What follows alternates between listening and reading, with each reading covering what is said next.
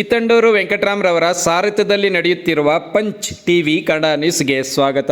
ಜಿಲ್ಲಾ ಮಟ್ಟದ ಪರಿಶಿಷ್ಟ ಜಾತಿ ಮತ್ತು ಪಂಗಡಗಳ ಜಾಗೃತಿ ಮತ್ತು ಮೇಲ್ವಿಚಾರಣಾ ಸಮಿತಿಯು ಕೋಲಾರ ಜಿಲ್ಲಾ ಕಚೇರಿಯಲ್ಲಿ ಜಿಲ್ಲಾಧಿಕಾರಿ ಡಾಕ್ಟರ್ ಎಂಆರ್ ರವಿರವರ ಅಧ್ಯಕ್ಷತೆಯಲ್ಲಿ ನಡೆಯಿತು. ಹಳೆಯ ಸಮಿತಿಯ ಸದಸ್ಯರಿಗೆ ಆತ್ಮೀಯ ಬೀಳ್ಕೊಡುಗೆ ಹಾಗೂ ನೂತನ ಸದಸ್ಯರನ್ನು ಜಿಲ್ಲಾಡಳಿತ ಅಭಿನಂದನೆ ಸಲ್ಲಿಸಿತು. ಇನ್ನು ಈ ಸಂದರ್ಭದಲ್ಲಿ ಹಳೆ ಸದಸ್ಯರಿಂದ ಅವರ ಅನುಭವ ಹಾಗೂ ಮಾರ್ಗದರ್ಶನವನ್ನು ಪಡೆಯಲಾಯಿತು.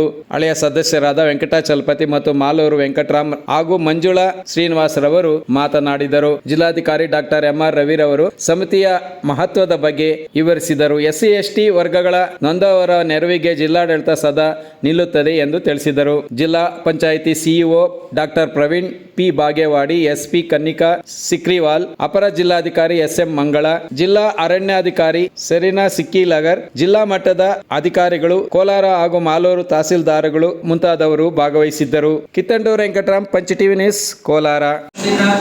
ನಮ್ಮ ಎಲ್ಲ ಜಾಗೃತಿ ಸಮಿತಿ ಸದಸ್ಯರುಗಳು ಅವರ ಅನುಭವ ಮತ್ತು ಅವರು ವಾಸ್ತವದಲ್ಲಿ ಏನು ಅವರ ಗಮನಕ್ಕೆ ಬರ್ತಾ ಇದೆ ಆ ಎಲ್ಲ ಸಮಸ್ಯೆಗಳನ್ನ ಸಮಿತಿಯ ಗಮನಕ್ಕೆ ತಂದು ಅದಕ್ಕೆ ಸೂಕ್ತವಾದ ಪರಿಹಾರವನ್ನು ಪಡೆದುಕೊಳ್ಳುವಲ್ಲಿ ನಮಗೆ ಬಹಳಷ್ಟು ಸಹಕಾರವನ್ನು ನೀಡಿದ್ದಾರೆ.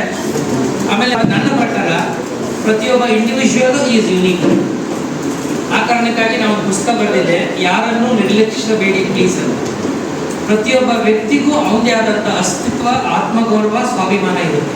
ಅವ್ರು ಯಾರೇ ಇರಲಿ, ನನಗೆ ಅವ್ರ ವಿದ್ಯೆ ಮುಖ್ಯ ಆಗೋದಿಲ್ಲ, ಅವರ ಆಸ್ತಿ ಮುಖ್ಯ ಆಗೋದಿಲ್ಲ, ಅವರ ಅಂದ ಚಂದ ಮುಖ್ಯ ಆಗೋದಿಲ್ಲ, ಅವರ ಪರಂಪರೆ ನನಗೆ ಮುಖ್ಯ ಆಗೋದಿಲ್ಲ. ಒಬ್ಬ ವ್ಯಕ್ತಿ ಅಂದರೆ ಈ ಸಮಾಜದಲ್ಲಿ ಸಂವಿಧಾನದ ಅಡಿಯಲ್ಲಿ ನಾವೆಲ್ಲರೂ ಸಮಾನ. ಆ ವ್ಯಕ್ತಿಯನ್ನು ಗೌರವಿಸೋದನ್ನು ನಾವು ಯಾವತ್ತು ಕಲಿತೀವಿ ಆವತ್ತು ಸಹಜವಾಗಿ ನಾವು ಮಾಡ್ತಕ್ಕಂಥ ಕೆಲಸಕ್ಕೆ ಒಂದಷ್ಟು ಘನತೆ ಬರುತ್ತೆ ಮತ್ತು ಅದೆಲ್ಲದಕ್ಕಿಂತ ಹೆಚ್ಚಾಗಿ ನಮಗೊಂದು ಆತ್ಮತೃಪ್ತಿ ಸಿಗುತ್ತೆ. ಕಳೆದ 1.5 ವರ್ಷದಿಂದ ಈ ಎಲ್ಲ ಸದಸ್ಯರು ಸಮಿತಿಗಳು ಇವತ್ತು ಡಿಪಿ ಅಂದರೆ ಒಂದು ರೀತಿ ಇದೆಲ್ಲ ಟೀಮ್ಗೆ ನಾವೆಲ್ಲರೂ ಒಟ್ಟಾಗಿದ್ದೀವಿ ಅಂತ. ನಂತರ ಈ ಒಂದು ನನ್ನ ಅನುಭವಗಳು ಅಂತ ಬಂದರೆ ಮುಖ್ಯವಾಗಿ ಈ ಕೋಲಾರ ಜಿಲ್ಲೆಯಲ್ಲಿ ಬೇರೆ ಅಧಿಕಾರಿಗಳು ಇಲ್ಲಿ ಬರಬೇಕಾದ್ರೆ ಭಯ ಪಟ್ಕೊಂಡು ಬರ್ತಾರೆ. ಆದರೆ ಇಲ್ಲಿ ಬಂದ ನಂತರ ನಮ್ಮೆಲ್ಲರ ಜೊತೆ ಅವರು ಸಾಮರಸ್ಯವನ್ನು ಹೋಗ್ಲಿಕ್ಕೆ ಬೇಜಾರಬಹುದು. ಈ ಒಂದು ನಿಟ್ಟಿನಲ್ಲಿ ಎಲ್ಲ ಜಿಲ್ಲಾಧಿಕಾರಿಗಳ ಜೊತೆ ನಾವು ಕೆಲಸ ಮಾಡಿದ್ವಿ. ಇಲ್ಲಿ ಮುಖ್ಯವಾಗಿ ವಿಶೇಷವಾಗಿ ಈ ಜಿಲ್ಲಾಡಳಿತ ಗೌರವಾನ್ವಿತ ರವಿ ಸರ್ ಆಗಿರ್ಬೋದು, ಬಾಗೇವಾಡಿ ಪ್ರವೀಣ್ ಸರ್ ಆಗಿರ್ಬೋದು, ಮಂಗಳಾ ಮೇಡಮ್ ಆಗಿರ್ಬೋದು, ಎಸ್ ಪಿ ಮೇಡಮ್ ಆಗಿರ್ಬೋದು, ಹಿಂದೆ ಇದ್ದಂಥ ನಿಖಿಲ್ ಸರ್ ಆಗಿರ್ಬೋದು, ಎಲ್ಲರೂ ಎಷ್ಟು ಚೆನ್ನಾಗಿತ್ತಂದ್ರೆ ಅವರ ಒಂದು ಅಧಿಕಾರಿಗಳ ಒಂದು ಟೀಮು ಒಬ್ಬರು ಒಂದು ಫೋನ್ ಮಾಡಿಕೊಂಡ್ರೆ ಏನು ಮಾಡಬೇಕು ಅನ್ನೋದನ್ನ ಅವರು ಚರ್ಚೆ ಮಾಡ್ತಾರೆ. ಒಬ್ಬ ಜಿಲ್ಲಾಧಿಕಾರಿಗಳು ಮನಸ್ಸು ಮಾಡಿದ್ರೆ ಆ ಜಿಲ್ಲೆಯನ್ನ ಯಾವ ರೀತಿ ಅಭಿವೃದ್ಧಿಗೆ ಕೊಂಡೊಯ್ಯಬಹುದು ಅನ್ನೋ ಒಂದು ನಿಟ್ಟಿನಲ್ಲಿ ನಮ್ಮ ಕಣ್ಣು ಮುಂದೆ ಒಂದು ಸಾಕ್ಷಿ ಅಂತಂದ್ರೆ ಗೌರವಾನ್ವಿತ ಜಿಲ್ಲಾಧಿಕಾರಿ. ಅದಕ್ಕೆ ಯಾಕೆ ಹೇಳ್ತಾ ಇದ್ದೀನಿ ಅದು ಹೇಳಬೇಕು ನಾನು. ಉದಾಹರಣೆಗೆ ಒಂದು ತಿಂಗಳಲ್ಲಿ 1.5 ತಿಂಗಳಲ್ಲಿ ಬಾಬಾ ಸಾಹೇಬರ 21 ಅಡಿ ಕಂಚಿನ ಪ್ರತಿಮೆಯನ್ನು ನಿರ್ಮಾಣ ಮಾಡಲಿಕ್ಕೆ ಏಕಕಡತವನ್ನ ಇಲ್ಲಿಂದ ಕಳಿಸಿ ಸರ್ಕಾರದ ಮಟ್ಟದಲ್ಲಿ ಬರೀ 1.5 ತಿಂಗಳೊಳಗಡೆ ಆದೇಶವನ್ನು ತಂದು ಗುದ್ದಲಿ ಪೂಜೆಯನ್ನು ಮಾಡುವಂತ ನಿಟ್ಟಿನಲ್ಲಿ ಅಷ್ಟೊಂದು ದಿಟ್ಟಕ್ರಮ ವಹಿಸಿದ್ದಾರೆ ಅಂತಂದ್ರೆ ಆ ಅಧ್ಯಕ್ಷರಾದಂತ ರವಿ ಸಾರು ಮತ್ತೆ ರವಿ ಸಾರ್ ಜೊತೆ ಇರ್ತಕ್ಕಂಥ ಜಿಲ್ಲಾಡಳಿತ ಮುಖ್ಯ ಕಾರಣ. ಇದನ್ನ ನಾವು ಸರ್ವೋಚ್ಚ ಅಧಿಕಾರ ಕೊಟ್ಟಿದೆ. ಅವರು ಕಾನೂನು ನಿಟ್ಟಿನಲ್ಲಿ ಮಾಡಿದ್ದಾರೆ. ಆ ಒಂದು ಅವಕಾಶವನ್ನು ನಾವು ಪಡೆದುಕೊಳ್ಬೇಕಂದ್ರೆ ಬಾಬಾ ಸಾಹೇಬ್ ಅಂಬೇಡ್ಕರ್ ಕೊಟ್ಟಿರೋ ಸಂವಿಧಾನದ ಅಡಿಯಲ್ಲಿ ನಾವು ಬಂದಿರೋದು. ಅದರಿಂದ ನಾವು ಈಗ 10 ವರ್ಷಗಳ ಕಾಲ ಬಹಳ ಅಚ್ಚುಕಟ್ಟಾಗಿ ವ್ಯವಸ್ಥಿತವಾಗಿ ನಾವು ಜಿಲ್ಲಾಡಳಿತದವರಿಗೆ ಬಹಳ ಉತ್ತಮವಾಗಿ ಕೆಲಸ ನಿರ್ವಹಿಸಿದ್ದೀನಿ. ಇನ್ನೊಂದು ಇಂಥ ಜಿಲ್ಲಾಧಿಕಾರಿಗಳು ನಮ್ಗೆ ಇನ್ನೂ ಕೋಲಾರ ಜಿಲ್ಲೆಗೆ 2 ವರ್ಷ ಇದ್ದಿದ್ರೆ ನಮ್ಮ ಜಿಲ್ಲೆ ಇನ್ನೂ ಸ್ವಲ್ಪ ಅಭಿವೃದ್ಧಿ ಹೊಂದ್ತಾ ಇತ್ತು ನಮ್ಮೊಂದು ಆಸೆ ನನಗೆ. ಯಾಕಂದ್ರೆ ಈಗ ಒಂದು ಉದಾಹರಣೆ ಏನಂದ್ರೆ ನಮ್ಮ ಜವಳಿ ಇಲಾಖೆಯಿಂದ ನಮ್ಮದೇ ಒಂದು ಯಾವುದೋ ಪ್ರಬಂಧದ್ದು 50 ಲಕ್ಷ ಕೊಟ್ಟಿದ್ವಿ. ಒಂದು ಮೀಟಿಂಗ್ ಅಲ್ಲಿ ಹಿಂದಿನ ಮೀಟಿಂಗ್ ಅಲ್ಲಿ ಪ್ರಬಂಧದ್ದು ನಮ್ಮ ಸಾಹೇಬ್ರು ಏನ್ ಹೇಳಿದ್ರೆ 50 ಲಕ್ಷ ಯಾಕೆ ತಗೊಳ್ತೀವಿ, ನೀವು SC ST 2 ಕೋಟಿ ತಗೊಂಡ್ರೆ 2 ಕೋಟಿ ತಗೊಂಡು ಉದ್ಯಮಿಗೆ ಹಾಕಿ ಅಂತ ಒಂದು ಉತ್ಸಾಹ ಮತ್ತು ನಮಗೆ ಸ್ಪಿರಿಟ್ ಬರಂತ ಒಂದು ಮಾತು ನಮ್ಮ ಜಿಲ್ಲಾಧಿಕಾರಿಗೆ ಹೇಳಿದ್ರು. ಇವರು ಚೇಂಬರ್ ಹೋಗೋದೇ ಕಡಿಮೆ, ನಮ್ಗೆ ಸಮಸ್ಯೆಗಳಿಲ್ಲ. ಆಮೇಲೆ ದೌರ್ಜನ್ಯಗಳು ಕಡಿಮೆನೆ, ನಮಗೆ ನಮ್ಮ ಹತ್ರ ಕಂಪ್ಲೇಂಟ್ಸ್ ಕಡಿಮೆ ಇತ್ತು. ಮೊದಲು ಇಂದಿನ ಜಿಲ್ಲಾಧಿಕಾರಿಗಳಿದ್ದಾಗ ವಾರಕ್ಕೊಂದ್ಸಲ ಭೇಟಿ ಮಾಡ್ತಾರೆ. ಇನ್ನು ಮುಂದೆ ನಾವು ಬರ್ತೀವಿ ಸರ್, ಮೆಂಬರ್ ಇಲ್ಲಿ ಬರ್ತೀವಿ ದಯವಿಟ್ಟು. ಈಗ ಎಲ್ಲ ಅಧಿಕಾರಿಗಳಲ್ಲೇ ಅಷ್ಟೇ, ನಾವು ಈಗ ಮೆಂಬರ್ ಇಲ್ಲಿ ಇಲ್ಲ ಹೋಗಿ ನಾವು ಬರ್ತೀವಿ. ನಾವು ಜಿಲ್ಲಾಡಳಿತದ ಜೊತೆಗೆ ಸಂಪೂರ್ಣವಾದ ಸಹಕಾರ ಇರ್ತೀವಿ. ಒಂದು ಪಾರಂಪರಿಕವಾದ ಒಂದು ಕಸಬದಲ್ಲೇ ತೊಡಗುತ್ತಾರೆ. ಇವತ್ತಿನ ಕಾಲಕ್ಕೆ ತಕ್ಕ ಹಾಗೆ ಅವರು ಕೂಡ ಬೇರೆ ಬೇರೆ ಉದ್ಯಮಗಳಲ್ಲಿ ತೊಡಗಿಸ್ಕೊಂಡಿರ್ತಾರೆ. ಆ ಉದ್ದೇಶಕ್ಕಾಗಿಯೇ ನಾನು ಉದ್ಯಮಿಗಳಾಗಿ ಬೆಳೀತೀನಿ. ನೀವು ಒಂದು 10 ಜನಕ್ಕೆ ಕೆಲಸ ಕೊಡ್ಬೋದು, 3 ಜನಕ್ಕೆ ಕೆಲಸ ಕೊಡ್ಬೋದು. ಆ ಶಕ್ತಿ ಇವತ್ತು ಸಂವಿಧಾನ ನಮಗೆ ಕೊಟ್ಟಿದೆ, ಈ ಸಮಿತಿಗಳು ನಮಗೆ ಕೊಡ್ತಾ ಇದೆ. ಆ ಕಾರಣಕ್ಕೆ ಇವತ್ತು KTBನಲ್ಲಿ 100ಕ್ಕೂ ಹೆಚ್ಚು ದಲಿತರಿಗೆ ಇವತ್ತು ನಾವು KTB ಇವತ್ತಲ್ಲ ನಾಳೆ 2 ವರ್ಷದಲ್ಲಿ 3 ವರ್ಷದಲ್ಲಿ ಒಂದು ದೊಡ್ಡ ಬಹಳ ಪರಿಪಕ್ವವಾದಂಥ, ಸಮಗ್ರವಾದಂಥ, ಬಲಿಷ್ಠವಾದಂಥ ಒಂದು ತಂಡ, ಉದ್ಯಮಿಗಳ ತಂಡ ಈ ಜಿಲ್ಲೆಯಲ್ಲಿ ಆಗುತ್ತೆ ನೋಡ್ತಾರೆ. ನೆಕ್ಸ್ಟ್ ಕೊಡ್ತಾ ಇದ್ದಾರೆ ಸರ್, ವೇತನವರು ಕೊಡ್ತಾ ಇದ್ದಾರೆ. 5,000 ರೂಪಾಯಿ ಮತ್ತು DA ಕೊಡ್ತೀವಿ ಸರ್. ಅದು ಬರೋವರೆಗೂ ಕೆಲಸ ಆಗೋವರೆಗೂ ಕೊಡ್ತೀವಿ ಸರ್. ಇದರಲ್ಲಿ ಒಂದು ಪ್ರಶ್ನೆ ಇದೆ ಸರ್, ಇದು ಕಾಂಪನ್ಸೇಷನ್ ಅವರಿಗೆ ಕೊಟ್ಟೆ ಪರಿಹಾರ ಮುಂದನಿಗೆ ಅಥವಾ ಯಾರು ಮುಂದಿರ್ತಾರೆ ಅದೇ ಅವಲಂಬಿತರಿಗೆ ಅಂದ್ರೆ ಹೆಂಡತಿಗೆ ಮತ್ತೆ ಮಕ್ಕಳಿಗೆ ಎಲ್ಲ ಕನ್ಸಿಡರ್ ಆಗ್ತದೆ ಸರ್. ಅವ್ರ ಪೇರೆಂಟ್ ಕೂಡ ಇದ್ದಾರೆ ಸರ್, ಪೇರೆಂಟ್ ಇದ್ದಾರೆ. ಅದರಲ್ಲಿ ಸ್ವಲ್ಪ ನನ್ನ ಕಂಪನಿ ಬಂದಾಗೆ ಲೆಕ್ಕಪತ್ರ ನನಗೆ ಬರ್ತಾ ಇದೆ. ಯಾರು ಡಿಸೀಸಲ್ಲಿ ಇರ್ತಾರೆ ಅವ್ರ ತಾಯಿ ತುಂಬಾ 70-80 ವರ್ಷ ಇರ್ತಾರೆ. ಅವರಿಗೆ ಟ್ರೀಟ್ಮೆಂಟ್ ಅವರು ಕೂಡ ಅಮೌಂಟ್ ಇಲ್ಲ, ಆಸ್ತಿ ಕೂಡ ಇರಲ್ಲ. ಆವಾಗ ಅದನ್ನ ಸ್ವಲ್ಪ ಗಮನದಲ್ಲಿ ಇಟ್ಕೊಂಡು ಕಾಂಪನ್ಸೇಷನ್ ಶೇರ್ ಆಗಬೇಕು. ಅದು ಮಾಡ್ಕೊಂಡ್ರೆ ಅದು ಅವ್ರ ಗಮನಕ್ಕೂ ಕೂಡ ಹೇಳಿದ್ದೀನಿ ನಾನು. 1 year ಬ್ಯಾಕ್ ಹೇಳಿದ್ದೀನಿ. ಒಂದು ಡಿಸೀಸ್ ನಂದಿ ಪೊಲೀಸ್ ಸ್ಟೇಷನ್ ಅಲ್ಲಿ 8 lakhs ತಗೊಂಡು ಹೊರಟಿದ್ದಾರೆ ಸೊಸೆ. ಅತ್ತೆ ಏನು ಊಟ ಇಲ್ಲ, ಅವರು ನಮ್ಮ ಆಫೀಸಿಗೆ ಬಂದು ಹೋಗ್ತಾ ಇದ್ದಾರೆ. ಅದು ರಿಕ್ವೆಸ್ಟ್ ಲೆಟರ್ ಕೂಡ ನೀವು ಅವಲಂಬಿತರು ಅಂದಾಗ ವಯಸ್ಸಾದ ವೃದ್ಧರು ಕೂಡ ಸರ್ ಅದೊಂದು ಗಮನದಲ್ಲಿ ಇಟ್ಕೊಂಡು ಶೇರ್ ಮಾಡಿ. ಕುಟುಂಬ ನಿರ್ವಹಣೆ ವಿಚಾರ ಬಂದಾಗ ನಾವು ಅದನ್ನು ತಾವು ಬಂದ ಮೇಲೆ ಇದು 22 ಇದೆ ಸರ್. 22 12 ಸ್ಕೂಲ್ ಒಂದೇ ಇದು ಬರುತ್ತೆ ಸರ್. ಅದು ತಮಗೂ ಬಂದಿದೆ. ಅದು ನೆಕ್ಸ್ಟ್ ವೀಕಲ್ಲಿ ಅದು ಕ್ಲಿಯರ್ ಆಗುತ್ತೆ ಸರ್. 12 ಈಗ ಸುಳ್ಳು ಜಾತಿ ಕೊಟ್ಟು ಸರ್ಕಾರ ಸೌಲಭ್ಯಗಳು ತಗೊಂಡಿದ್ದಾರಲ್ಲ ಅಂಥವ್ರ ಮೇಲೆ ಎಷ್ಟು ಕ್ರಮ ತಗೊಂಡು ಮಾಡ್ಬೋದು? ಇದು ಕೇವಲ 7 ಇರುತ್ತೆ ಸರ್. 7 ಉಳಿದಿದ್ದೆಲ್ಲ ಮಾಡಿದೆ. 4 ಕೇಸಲ್ಲಿ ಆಕ್ಷನ್ ಆಗಿದೆ ಸರ್. ಉಳಿದಿದ್ದೆಲ್ಲ ಕ್ಲಿಯರ್ ಮಾಡಿದೆ ಸರ್. ಆಕ್ಷನ್ ಅಂದ್ರೆ ಕೇಸ್ ಆಗಿದೆ ಸರ್, ಪೊಲೀಸ್ ಕೇಸ್ ಆಗಿದೆಯಾ? ನಡೀತಾ ಇದೆ ಸರ್. ಇನ್ನೊಂದು ಕ್ಯಾಸ್ಟ್ ಸರ್ಟಿಫಿಕೇಟ್ಗೆ ನಮ್ಮ ಪೊಲೀಸರು ಸಂಬಂಧಪಟ್ಟ ತಹಶೀಲ್ದಾರ್ ಅವರಿಗೆ ಒಂದು ರಿಕ್ವೆಸ್ಟ್ ಲೆಟರ್ ಕಳಿಸ್ಕೊಡ್ತಾರೆ ಸರ್. ನಮ್ಮ ತಹಶೀಲ್ದಾರ್ ಎಲ್ಲ ತಾಲೂಕು ಡಿಸ್ಟಿಕ್ ಅವರಲ್ಲೇ ಇದ್ದಾರೆ. ನನಗೆ ಆಗಿರೋ ಅನುಭವ ಹೇಳ್ತೇನೆ. ಅವ್ರು ಮಹಾಜರ್ ಮಾಡಿ ಇಂಥ ಕ್ಯಾಸ್ಟಿಗೆ ಸಂಬಂಧಪಟ್ಟರು ಆದಾಯ ರೆವಿನ್ಯೂ ಮಹಾಜರ್ ಮಾಡ್ತಾರೆ. ಇಂಥ ಕ್ಯಾಸ್ಟಿಗೆ ಸಂಬಂಧಪಟ್ಟ ಹಾಗೆ ಅಕ್ಕಪಕ್ಕ ಹೇಳಿ ಕ್ಯಾಸ್ಟ್ ಸರ್ಟಿಫಿಕೇಟ್ ಇಶ್ಯೂ ಆಗ್ತಿದೆ ಸರ್ ಕೆಲವೊಂದು. ಸೊ ಅಲ್ಲಿ ತೊಂದರೆ ಆಗ್ತದೆ ನಮಗೆ. ಸೊ ಯಾವಾಗ ನೀವು ಹೇಳ್ತಾ ಇರೋದು? ಈಗ ಇತ್ತೀಚೆಗೆ ಬಂದಿರೋದನ್ನ ಹೇಳ್ತೇನೆ, ಹೇಳ್ತೇನೆ. ಕರೆಕ್ಟ್. ಇಲ್ಲೇನಾಗಿದೆ, ಹಿಂದೆ ಆಗಿರುವಂತಹ ತಪ್ಪುಗಳನ್ನ ಸರಿಪಡಿಸುವ ಕೆಲಸವನ್ನ DCI ಮಾಡಿದೆ. ಇಲ್ಲೇನು ಜಾತಿ ಪರಿಶೀಲನಾ ಸಮಿತಿ ಇದೆ, ಅಲ್ಲೇ ನಾವು ಪ್ರತಿಯೊಂದು ಕೇಸನ್ನು ಕೂಡ ತಗೊಂಡು ವಿಚಾರಣೆ ಮಾಡಿ, ಅವೆಲ್ಲ ಕರೆಸಿ ವಿಚಾರಣೆ ಮಾಡಿ ಸುಮಾರು 14ಕ್ಕೂ ಹೆಚ್ಚು ಯಾರು ಈ ನಕಲಿ ಜಾತಿ ಪ್ರಮಾಣ ಪತ್ರ ಪಡೆದಿದ್ರು ಆ ನಕಲಿ ಜಾತಿ ಪ್ರಮಾಣ ಪತ್ರಗಳನ್ನು ರದ್ದುಗೊಳಿಸಿದ್ದೇವೆ. ಮತ್ತೆ ಅವರ ಮೇಲೆ ಕ್ರಿಮಿನಲ್ ಕೇಸ್ ಕೂಡ ನಾವು ಹಾಕಿದ್ದೇವೆ. ಯಾಕೆಂದ್ರೆ ಇಲ್ಲಿ ಜಾತಿಯನ್ನ ಬಳಸಿಕೊಂಡು ದುರ್ಬಳಕೆ ಮಾಡಿಕೊಂಡು ಸೌಲಭ್ಯ ಪಡೀತಾ ಇದ್ದಾರಲ್ಲ, ಅದು ತಪ್ಪು, ಅದು ಕಾನೂನು ವಿರೋಧ ಮತ್ತು ಸಂವಿಧಾನ ದ್ರೋಹಿ ಕೆಲಸ. ಅದು ಕೆಲಸದಲ್ಲಿ ನಮ್ಮಲ್ಲಿ ಸುಮಾರು 30ಕ್ಕೂ ಹೆಚ್ಚು ಕೇಸಸ್ಗಳು ಸುಮಾರು ವರ್ಷದಾಗಿ ಉಳ್ಕೊಂಡಿದೆ. ಅದೆಲ್ಲವನ್ನು ಕ್ಲೋಸ್ ಮಾಡಿ ಈಗ ಒಂದು 8 ವರ್ಷ ಇದೆ. ಹೌದು ಸರ್.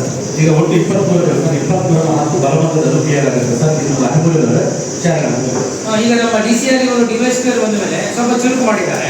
ಅವ್ರು ವಿಚಾರಣೆ ಮಾಡಿ ಕೊಟ್ಬಿಟ್ರೆ ಪ್ರಾಯಶಃ ಇನ್ನೊಂದು 2 ತಿಂಗಳಲ್ಲಿ ನಾವು ಸಂಪೂರ್ಣವಾಗಿ ಕ್ಲೋಸ್ ಮಾಡಲಿಕ್ಕೆ ಅವಕಾಶ ಇದೆ. ನೀವು ಹೇಳ್ತಿರೋದು ಕರೆಕ್ಟ್. ಪರಿಹಾರ ಸಿಗ್ತಾ ಇದೆ. ಬಟ್ ಕ್ಯಾಸ್ಟ್ ಸರ್ಟಿಫಿಕೇಟ್ ಇಶ್ಯೂ ಮಾಡುವಾಗ ಸೊ ಮೂಲತಃ ಅವರು ಯಾವುದೇ ಅದಕ್ಕೆ ಡಾಕ್ಯುಮೆಂಟ್ಸ್ ಸಪೋರ್ಟಿವ್ ತಗೋಬೇಕು. ಕೆಲವೊಂದು ಡಾಕ್ಯುಮೆಂಟ್ ಇಲ್ಲದೆ ಇದ್ದಾಗ ಈ ತರ ಮಹಾಜರ್ ಮಾಡಿ ಪಕ್ಕದವರಿಗೆ ಕೇಳಿದ್ರೆ ಆ ಕ್ಯಾಸ್ಟ್ಗೆ ಆಧಾರದ ಮೇಲೆ ಸರ್ಟಿಫಿಕೇಟ್ ಇಶ್ಯೂ ಆಗ್ತಾ ಇದೆ ಸರ್. ಸೊ ಅದು ಮಿಸ್ಯೂಸ್ ಆಗೋ ಸಾಧ್ಯತೆ ಇದೆ. ಅದಕ್ಕೆ ತಹಶೀಲ್ದಾರ್ಗಳಿಗೆ ಅವರಿಗೆ ಸ್ಪಷ್ಟವಾದಂತಹ ಸುತ್ತೋಲೆಗಳಿದೆ. ತಹಶೀಲ್ದಾರ್ಗಳಿಗೆ ಗೊತ್ತಿದೆ, ಒಂದು ವ್ಯಕ್ತಿಗೆ ಜಾತಿ ಸರ್ಟಿಫಿಕೇಟ್ ಕೊಡಬೇಕಾದ್ರೆ ಸರ್ಕಾರದ ಮೂಲ ಅಂಶಗಳೇನಿದೆ, ನಿಮಗೆ ಗೈಡ್ಲೈನ್ಸ್ ಏನಿದೆ ಅದನ್ನು ನೋಡಿಕೊಂಡು ಅದನ್ನ ಪರಿಶೀಲನೆ ಮಾಡಿಕೊಂಡು ನಿಮಗೂ ಕೂಡ ಖಾತ್ರಿ ಆಗಬೇಕು. ಯಾರೋ ಒಂದು ಮಹಾಜರ್ ಮಾಡಿದ್ರು, ಯಾರೋ ಒಬ್ಬರು ಹೇಳಿದ್ರು ಮಾಡಿದ್ರು ಅನ್ನೋದಕ್ಕೆ ನೀವು ಅವಕಾಶವನ್ನ ಮಾಡಿಕೊಡದೆ ನಿಮ್ಮ ಹಂತದಲ್ಲಿ ಕೊಡ್ತಕ್ಕಂಥ ಜಾತಿ ಸರ್ಟಿಫಿಕೇಟು ಕರೆಕ್ಟ್ ಆಗಿದೆ, ನಾಳೆಗೆ ಅದು ದುರ್ಬಳಕೆ ಆಗೋದನ್ನ ತಡೆಗಟ್ಟಲಿಕ್ಕೆ ಸಾಧ್ಯವಾಗಿದೆ. ಈಗ ಮಾಡಿಸ್ತಾ ಇದ್ದಾರೆ. ಒಂದು ಹಳ್ಳಿನಲ್ಲಿ 10 ದಿನಸಿ ಅಂಗಡಿಗಳಿದ್ರೆ 10 ದಿನಸಿ ಅಂಗಡಿಗಳು ಸಿಗುತ್ತೆ. ಎಷ್ಟು ಚೀಪ್ ಆಗಿಬಿಟ್ಟಿದೆ ಈ ಪೆನ್ನು ಪೆನ್ಸಿಲು ಬುಕ್ ಸಿಗಲ್ಲ, ಬಟ್ ಸಾರಾಯಿ ಸಿಗುತ್ತೆ. ಕಾರಣ ಯಾವ ಅಂಗಡಿಗೆ ನಮಗೆ ಸಿಗ್ತಾರೆ ಅಂತ ಪರಿಸ್ಥಿತಿ ಇವತ್ತು ನಾವು ನೋಡ್ತಾ ಇದ್ದೀವಿ. Cheap liquor not cheap liquor sir. 2.3 litres ಒಬ್ಬ ವ್ಯಕ್ತಿ ಏನು ರೂಲ್ಸ್ ಅಂಡ್ ಪ್ರಾವಿಷನ್ ಇರೋದಂಥದ್ದು ಇದರಲ್ಲಿ 1% can purchase at a time sir. ಅದು property once in a while collected and ಸಂಗ್ರಹಣೆ ಮಾಡಿಟ್ಟಿರೋದಂಥದ್ದು ಅದು ಯಾವುದೇ ಮಾಹಿತಿ ಬಂದಿರೋ ಪ್ರಕಾರ 82 ಕೇಸಸ್ ಪೀನಸ್ ಪರ್ಸೆಂಟೇಜ್ ಕೊಟ್ಟಿದ್ದೀವಿ ಸರ್.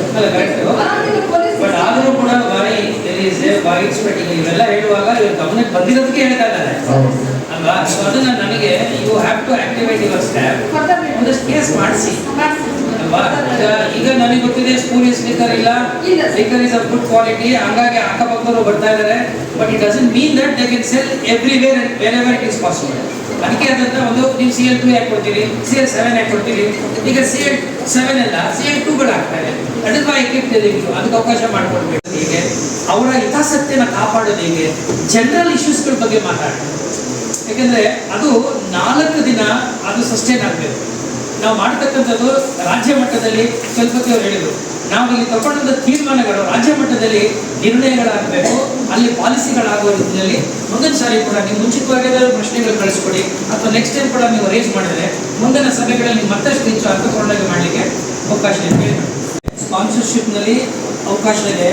ನಿಮ್ಮ ಇದು ಏನೋ ಚೈಲ್ಡ್ ಕೇರ್ ಇನ್ಸ್ಟಿಟ್ಯೂಟ್ನಲ್ಲಿ ಅವ್ರಿಗೆ ಹಾಕೋದಾರೆ ಹಾಕಿ ಅವರ ಅಜ್ಜಿ ಹತ್ರ ಇರುವಾಗ ಹೆಣ್ಮಕ್ಳು ಎಷ್ಟು ಹೆಣ್ಮಕ್ಳು ವಯಸ್ಸು ಎಷ್ಟು, ಸೊ ಆ ಮಕ್ಕಳ ವಲ್ನರಬಿಲಿಟಿ ಪ್ರಶ್ನೆ ಬರ್ತದೆ. ನಾಳೆ ದಿನ ಅದೇ ಮಕ್ಕಳುಗಳು ಪೋಕ್ಸೋ ವಿಕ್ಟಿಮ್ಸ್ ಆಗುತ್ತೆ. ಇದನ್ನ ಹೆಚ್ಚಾಗಿ ಗಮನಿಸಬೇಕು.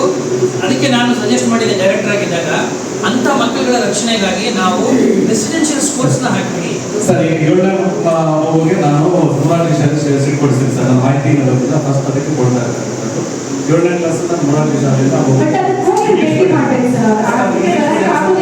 ನೀವು ಕೆಲಸ ಮಾಡಿ, ನೀವು DC ಜೊತೆ ಕೋಆರ್ಡಿನೇಟ್ ಮಾಡಿ, ನಿಮ್ಮ ಅಸಿಸ್ಟೆಂಟ್ ಡೈರೆಕ್ಟರ್ ಕೋಆರ್ಡಿನೇಟ್ ಮಾಡಿ. ಆ ಹೆಣ್ಣು ಮಕ್ಕಳುಗಳು ರೆಸಿಡೆನ್ಷಿಯಲ್ ಶಾಲೆ ಇದ್ರೆ 2 ಅನುಕೂಲ, ಒಂದು ಸೇಫ್ಟಿ, ಇನ್ನೊಂದು ಶಿಕ್ಷಣ, 2 ಕೂಡ ಸಾಧ್ಯ ಆಗುತ್ತೆ. ಇದನ್ನ ನಾನು ಹಿಂದೆ ಡೈರೆಕ್ಟ್ ಆಗಿ ಕೂಡ ಸಜೆಸ್ಟ್ ಮಾಡಿದ್ದೀನಿ. ಇದೊಂದು ಗಂಡು ಮಕ್ಕಳಿದ್ರೆ ಸ್ಪಾನ್ಸರ್ಶಿಪ್ ಅಂತ ಒಂದು ಪ್ರೋಗ್ರಾಮ್ ಇದೆ. ಆ ಪ್ರೋಗ್ರಾಮ್ ಅಲ್ಲಿ ಅವ್ರಿಗೆ ದುಡ್ಡು ಕೊಡ್ಲಿಕ್ಕೆ ಕೂಡ ಅವಕಾಶ ಇದೆ, ಅವ್ರಿಗೆ ಸ್ಕಾಲರ್ಶಿಪ್ ಕೊಡೋ ಅವಕಾಶ ಇದೆ. ಈಗ ಏನಾಗಿದೆ, ಪೇರೆಂಟ್ ಇಲ್ಲದೆ ಮಕ್ಕಳಾಗ್ತಾರೆ, ಅವರು ಮಾತಾಡ್ತೀರಾ, ಅದನ್ನು ಕೂಡ ನಮ್ಮ DCP ಜೊತೆ ಮಾತಾಡಿ ಕೊಡಿಸ್ಬೋದು. ಬಂಗಾರಪೇಟೆ ವಸತಿ ಶಾಲೆ ಇದೆ ಸರ್. ಇವತ್ತು 3ನೇ ಕ್ಲಾಸ್ 4ನೇ ಸಾಮರ್ಥ್ಯ ಕೂಡ ಎಜುಕೇಶನ್ ನಾನೇ